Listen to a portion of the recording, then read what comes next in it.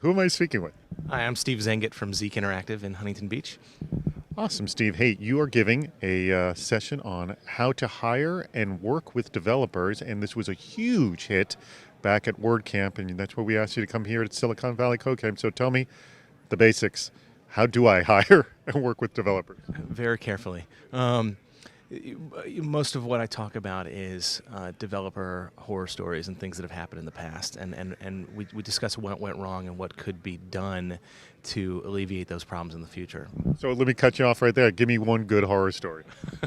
I hear a lot. My project went over budget, either over budget or over schedule. That's a biggie, and a lot of that really just has to do with managing expectations along the way.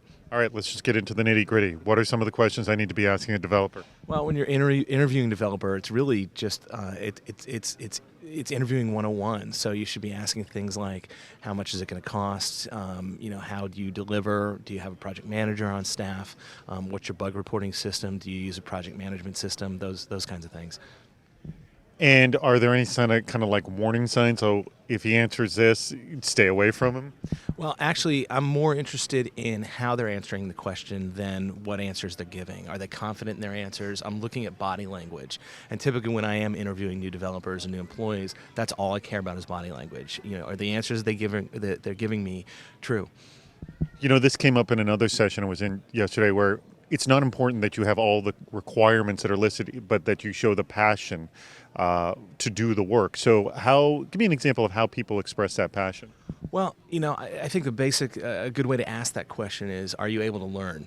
Are you a good learner? So you said it right, passion. Does the developer have a passion for code and for building stuff? Because a good developer is going to be able to adapt and learn a new skill, even if they don't have it when they come on board. They may be able to acquire that skill while they're under my roof. What have you learned? I'm sure a lot of what you know is just truly out of experience. So can you give me examples of, we used to do it this way, but now we're doing it this way because of a past experience? Well, a big part of what I talk about is let's call it holding code hostage. I don't do that. I think I used to do that when we originally started, but it does my client no good if I'm holding their code hostage. So one of the things we do from the get-go on every project is we open our code up to our client. As soon as we start building, that's the first thing we do. We give them access to the code. A lot of developers disagree with me on this, but I'm much more interested in earning business and earning future business by doing good work than by holding code hostage. So that's typically how we work, and probably not how we did it in the past. Well, I can see the obvious sort of problem with that is when you release code too early, then a million questions come up to which you say, well, you just got to wait till it's finished, kind of a thing. That's absolutely true. But really, what I'm talking about is security. A lot of developers will use code as their insurance policy that they're going to get paid, and that's really never turns into a good situation. If that's your insurance policy, then you need to review what you're doing and change some things, because it's not really a good client relationship. And that's specifically what I'm talking about. Code itself, I know most of my clients are not going to know what to do with the code anyway. So I'm happy to release it.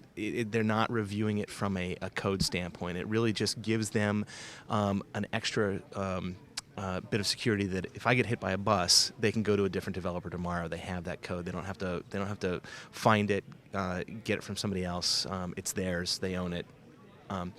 Now, I'm typically in a work-for-hire situation, so I may be different than other developers. It's different if you're building a product. If you have some ownership stake in the product, absolutely you should not be releasing the code. But each project's going to be a little bit different.